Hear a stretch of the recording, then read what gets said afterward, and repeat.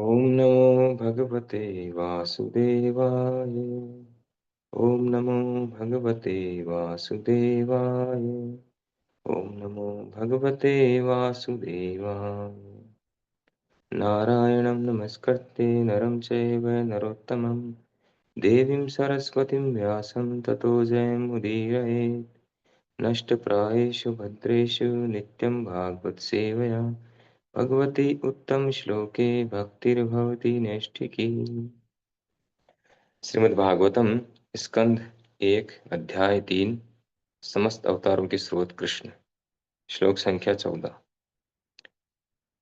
ऋषिभिर्याचितो भेजे नवमं पार्थिवं वपु दुग्धे मा ओषधि विप्रास्तेनायं स उष्तमम्। हे ब्राह्मणों, मुनियों द्वारा प्रार्थना किए जाने पर भगवान ने नवे अवतार में राजा पृथु का शरीर स्वीकार किया। राजा का शरीर स्वीकार किया, जिन्होंने विविध उपजें प्राप्त करने के लिए पृथ्वी को जोता। फलस्वरूप पृथ्वी अत्यंत सुंदर तथा आकर्षक बन गई। तात्पर्य रूपा जी के द्वारा राजा पृथु ने राजा पृथु के उत्पन्न होने के पूर्व उनके पापी पिता के कुशासन के कारण अत्यंत अशांति छाई थी। बुद्धिमान व्यक्तियों अर्थात मुनियों तथा ब्राह्मणों ने भगवान से न केवल अवतरित होने के लिए प्रार्थना की, अपितु उन्होंने इस राजा को सिंहासन से उतार भी दिया। राजा का कर्तव्य है कि वह पवित्र हो और अपनी प्रजा के सर्वांगीण कल्याण का ध्यान रखे। राजा जब भी अपने कर्तव्य पालन में कुछ असावधानी बरते तो बुद्धिमान व्यक्तियों को चाहिए कि उसे सिंहासन से उतार दे। किंतु ये बुद्धिमान व्यक्ति खुद सिंहासन पर नहीं बैठते, क्योंकि उनके जिम्मे जन कल्याण के और भी अधिक महत्वपूर्ण कार्य रहते हैं। अतः राज सिंहासन पर न बैठकर उन्होंने भगवान से अवतार लेने की प्रार्थना की और भगवान महाराज पृथु के रूप में प्रकट हुए। असली बुद्धिमान व्यक्ति या योग्य ब्राह्मण कभी भी राजनीतिक पदों की चाह नहीं करते। महाराज पृथु ने पृथ्वी से अनेक उत्पाद खोज निकाले। ऐसा राजा प्राप्त करके न केवल प्रजा प्रसन्न हुई, अपितु पृथ्वी का सारा दृश्य भी सुंदर था, आकर्षक हो गया। तो इस श्लोक में भगवान के नवे अवतार के विषय में बता रहे हैं कि नवे अवतार हुए थे पृथु, महाराज पृथु के रूप में। तो इनसे पहले ध्रुव महाराज के वंश में हुए। तो ध्रुव महाराज के वंश में आगे चल करके एक राजा हुए अंग। तो अंग राजा बहुत ही धार्मिक व्यक्ति थे, भगवान के भक्त थे। एक बार लेकिन उनकी पत्नी जो है वो थी सुनीता। तो सुनीता जो है वो असुर कुल से थी। तो उनका जो पुत्र हुआ वह वेन, और वेन अत्यंत क्रूर था। वो बचपन से ही जब छोटा था तभी से वो इतना गलत काम करता था। खेल खेल में बच्चों को पानी में डुबो करके मार देता था, अलग अलग तरीकों से बच्चों को मारता था। तो उसकी शिकायतें आती रहती थी। तो राजा जो अंग थे वो परेशान थे। फिर आगे चल करके राजा इतने परेशान हो गया, राजा इतने परेशान हो गए कि उन्होंने अपने घर से वो भाग गए, जंगल में चले गए, जाकर के अपना भक्ति करने लग गए। उस माहौल से उसमें एडजस्ट नहीं कर पाए। फिर जो ऋषि मुनि थे उस समय, तो राजा के जाने से अराजकता फैल गई चारों तरफ। जो है जो गलत आसुरी शक्तियां थी, आसुरी लोग थे, वो अपना प्रभाव दिखाने लग गए। चोरी डकैती लूटपाट रेप ये सब काम होने लग गए। इतना ज्यादा बढ़ गया कि लोग त्राही त्राही करने लग गए। तो उनसे बचाने के लिए जो ऋषि मुनि थे उस समय, ब्राह्मण थे समाज में, ब्राह्मण हेड होता है सोसाइटी का, तो ब्राह्मण की जिम्मेदारी है गाइडलाइन देना। तो जो ब्राह्मण जो ऋषि मुनि थे उन्होंने क्या किया, उन्होंने विचार किया किसको राजा बनाए। राजा की तो आवश्यकता है, बिना राजा के काम चलेगा नहीं। तो उन्होंने फिर देखा कि और कोई दिख नहीं रहा है, राजा के योग्य व्यक्ति कोई नहीं है। तो चलो जो भी है इस बेन को ही राजा बना देते हैं। यद्यपि आसुरी व्यक्ति था वो। तो ट्रायल के लिए वेन को राजा बनाया गया। तो राजा बनने के बाद में जो बाकी, क्योंकि वो सबसे बड़ा गुंडा था, बाकी छोटे मोटे गुंडे थे, बदमाश थे, वो बहुत ज्यादा बड़ा बदमाश था। तो उस बड़े बदमाश के आने से बाकी सब जो छोटे मोटे बदमाश लोग थे वो सब साइलेंट हो गए, सब चुप गए कि अब तो हम मरेंगे अगर कुछ भी किया तो, अगर इसने पकड़ लिया छोड़ेगा नहीं है। क्योंकि जो दया का भाव नहीं था बिल्कुल उसमें, वो क्रूर था एकदम। तो फिर जो है राजा वेन ने अत्याचार खुद करना शुरू कर दिया। उसने सारी पूजा बंद करवा दी कि भगवान की पूजा बंद करो, मैं ही भगवान हूँ, आई एम द सुपीरियर, मैं ही विष्णु हूँ, मेरी पूजा करो, हिरण्यकशिपु की तरह। सारे यज्ञ बंद करवा दिए, तपस्याएं बंद करवा दी। जो जो वेदों के अनुसार, वैदिक शास्त्रों के अनुसार जो धार्मिक कार्य होते हैं वो सब उसने बंद करवा दिए, पूरी तरह से स्टॉप। वो कहा जो करना मेरे लिए करो, यद करोसि यद अश्नासि यद जुहोसि ददासि यद।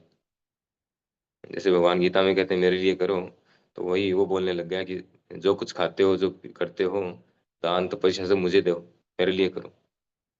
तो इस तरह से पूरा आसुरी माहौल हो गया सब जगह। तो उससे लोग फिर त्राही त्राही करने लगे। तो ऋषि मुनियों ने, जो ब्राह्मण ऋषि थे उन्होंने सोचा अब क्या करें, ये तो उल्टा हो गया काम। सोचा था कुछ व्यवस्था बनी रहेगी समाज में। तो फिर से गए उसके पास, जाके मीटिंग किया उससे, मीटिंग करके उसको समझाया कि देखो राजा का कर्तव्य है, राजा जो है वो भगवान का प्रतिनिधि है उसका कर्तव्य है कि वो लोगों को भगवत भक्ति में लगाए और व्यवस्था को सुचारू रूप से बनाए रखे, लोगों को सुरक्षा प्रदान करे। और उस वेन की वजह से जो है पृथ्वी ने अन्न देना बंद कर दिया। पृथ्वी से जो जो वस्तुएं प्राप्त होती हैं वो सब होनी बंद हो गई। क्योंकि भगवान गीता में कहते हैं अन्नात् भवन्ति भूतानि पर्जन्यात् अन्न संभव है, यज्ञात् भवन्ति पर्जन्या यज्ञ कर्म समुद्भव। कि अन्न जो है, अन्न प्राप्त होता है वर्षा से, और वर्षा जो होती है वो यज्ञ करने से। और यज्ञ क्या है? अपना वर्णाश्रम का पालन करना, यानी अपना वर्तिपर कार्य को भगवान की प्रसन्नता के लिए करना, ये यज्ञ है। तो जब ये कार्य होगा, इस तरह से सिस्टमेटिक होगा, तब जो है वर्षा होगी। वर्षा होगी अर्थात लोग जब भगवान की भक्ति करेंगे तो यज्ञ हुआ, भगवान प्रसन्न होंगे, भगवान प्रसन्न होंगे तो फिर वर्षा होगी, भगवान के प्रसन्न होने से सारे देवता प्रसन्न होंगे, प्रकृति प्रसन्न होगी तो वर्षा होगी, वर्षा होगी तो अन्न होगा, सारी व्यवस्थाएं अपने आप सुचारू रूप से चलेगी। तो उसने पूरा उल्टा कर दिया था सिस्टम को, तो अन्न भी मिलना बंद हो गया था, लोग भूखे मर रहे थे। तो फिर ऋषि मुनियों ने आकर के जब उसको समझाया कि तुम भगवान के प्रतिनिधि हो, तुम्हारी ड्यूटी है इन सबको भगवान की सेवा में लगाना, ये राजा की ड्यूटी है। अगर ऐसा नहीं करोगे, जनता अगर कुछ गलत करती है तो उसका 6वां भाग राजा को मिलता है। अगर जनता पापी है तो उसका 6वां भाग जो है वो राजा को मिलेगा। 100 डिवाइड बाई 6, जो भी जो इतना ही परसेंट होता है, उतना परसेंट उसको राजा को भोगना पड़ेगा, चाहे अच्छा हो चाहे बुरा हो।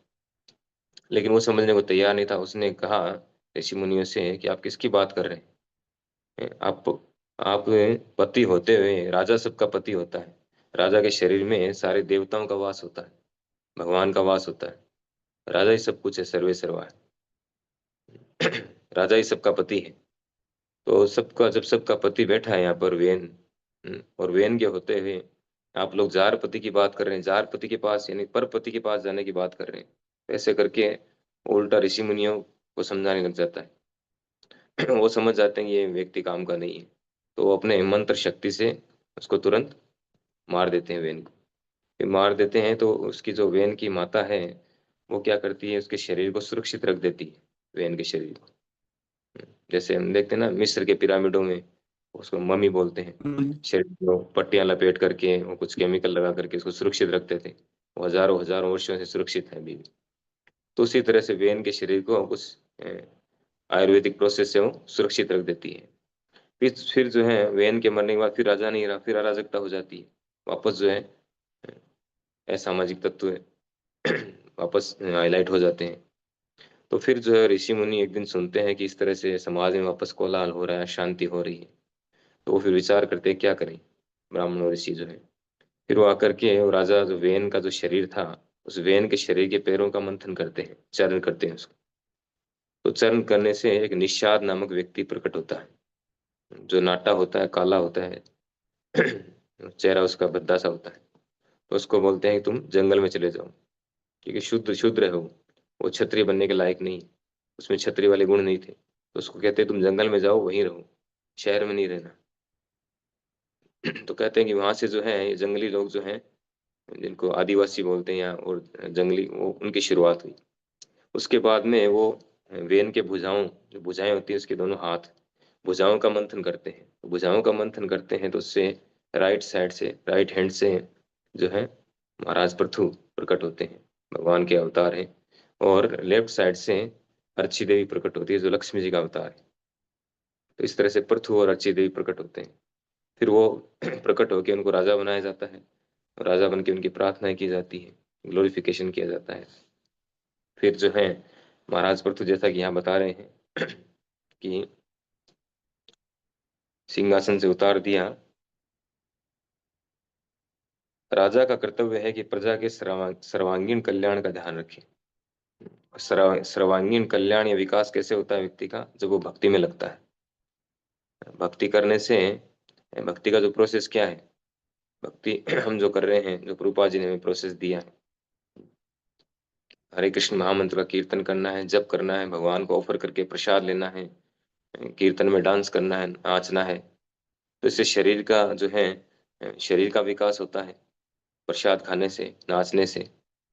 और हरे कृष्ण महामंत्र का जप करने से, या वहाँ पे कीर्तन में जो इंस्ट्रूमेंट बजते हैं, कीर्तन होता है, उससे मन शांत होता है। और जब से मन जो है कंट्रोल होता है हरे कृष्ण महामंत्र से, भगवान के नामों से।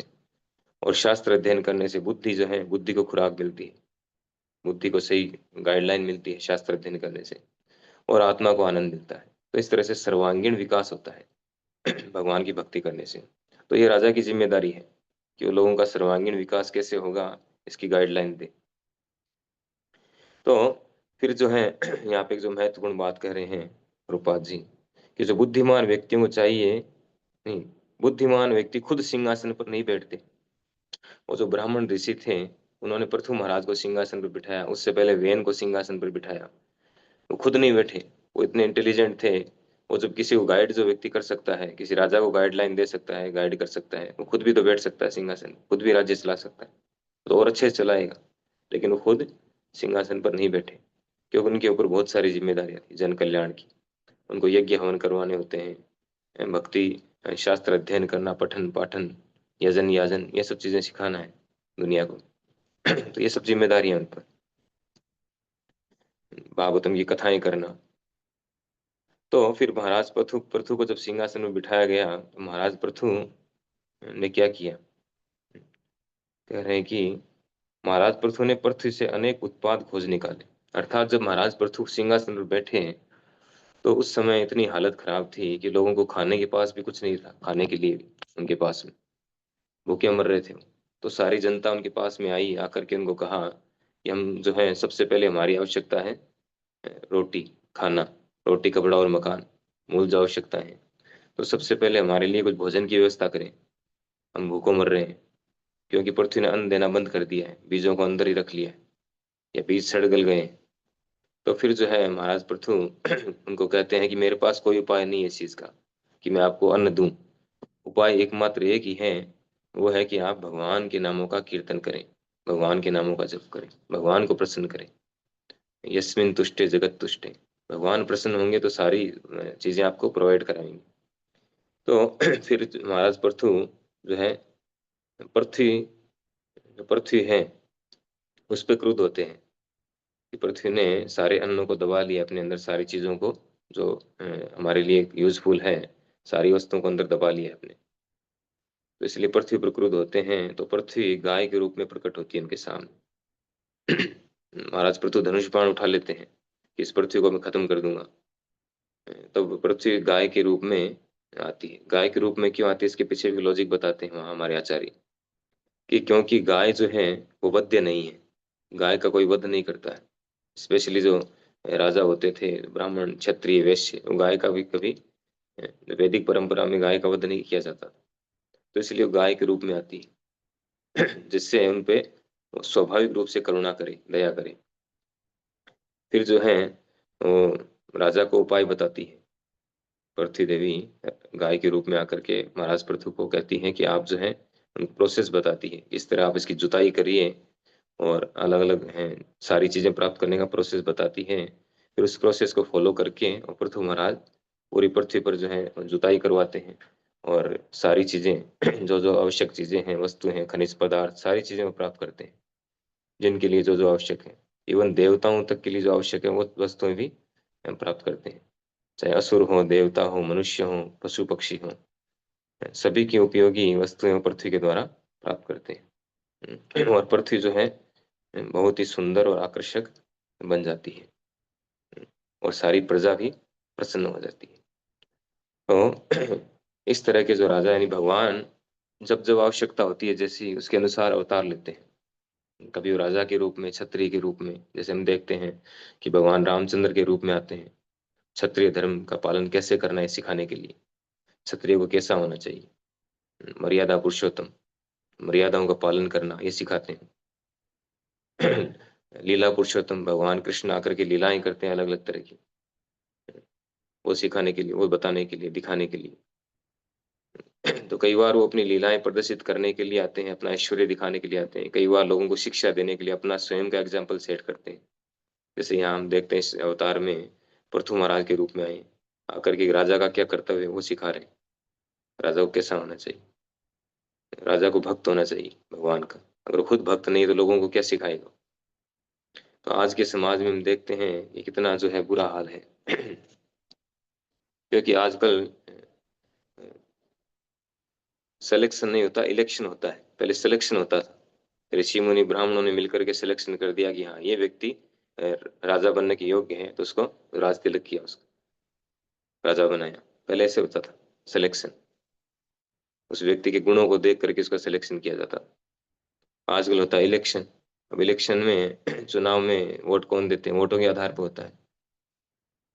तो जो जैसे लोग वोट देंगे वैसे राजा बनेंगे, वैसे नेता बनेंगे। शुद्र लोग वोट देंगे तो शुद्र लोगों को क्या चाहिए, शुद्र लोगों को चाहिए शराब, इंद्रिय भोग की वस्तुएं। तो ऐसे लोग जो हैं, ऐसे व्यक्ति को बनाएंगे नेता जो उनको इंद्रिय भोग की वस्तुएं प्रदान करे, ऐसी सुविधाएं प्रदान करे। अगर व्यापारी वर्ग चुनाव करेगा तो व्यापारी वर्ग को क्या चाहिए, जो उनको व्यापार में सहयोग करे, या उनको गलत कामों में, गलत तरीके से व्यापारों में सहयोग करे, 2 नंबर में। तो ऐसे व्यक्ति को राजा बनाएंगे। अगर क्षत्रियों को चुनाव करना पड़े राजा बनने का, तो अपने हिसाब से करेंगे, मनमाने तरीके से काम करने दें उनको। आजकल क्षत्रिय भी कहाँ है ऐसे। और अगर ब्राह्मणों को चुनाव करना पड़े तो सही राजा बनेगा, अगर सही ब्राह्मण है तो, शास्त्र के अनुसार। तो आजकल जो है चुनाव करने वाले वोटर जो हैं, कलो शूद्र संभवा, कलयुग में सभी शूद्र हैं। तो उसी तरह से, उसी तरह की फिर नेता निकल के आते हैं, राजा निकल के आते हैं। ये सब व्यवस्थाएं चल रही हैं। पहले के जमाने में वैदिक काल में इलेक्शन नहीं, सिलेक्शन होता था। सिलेक्शन का मतलब जो उच्च अधिकारी होते थे, ब्राह्मण या जो वेदों के ज्ञाता, वो लोग चुनाव करते थे, ऋषि मुनि ब्राह्मण। वो चुनाव करके योग्य व्यक्ति को सिंहासन में बिठाते थे, जिससे सुचारू रूप से पूरी पृथ्वी का शासन चलता था। एक ही राजा, पूरी पृथ्वी का चक्रवर्ती सम्राट एक ही होता था। बाकी भी राजा होते थे लेकिन वो सब उसके अंडर गाइडेंस में। कितना सुचारू रूप से चल रहा। अब तो जो है टुकड़े बढ़ते जा रहे हैं, टुकड़े होते जा रहे हैं। अलग अलग देश, हर हर वर्ष जो है, कहते हैं हर वर्ष संयुक्त राष्ट्र संघ में झंडे बढ़ते जा रहे हैं। तो अगर शांति व्यवस्था बन रही है, शांति हो रही है अगर वास्तव में, तो झंडे बढ़ क्यों रहे? ये तो अशांति का सूचक है। अलग अलग देश बन रहे हैं, इसका मतलब अशांति बढ़ रही है, लोगों के मतभेद बढ़ रहे हैं, तभी तो अलग अलग हो रहे हो। मतभेद नहीं बढ़ता तो एक होते, झंडे कम होते जाते। पर ऐसा होना पॉसिबल नहीं है। ऐसा तभी होगा जब वापस हम वैदिक कल्चर को फॉलो करें, अदरवाइज ऐसा पॉसिबल नहीं। हरे कृष्णा। श्रीमद् भागवत महापुराण की जय। श्रील प्रभुपाद की।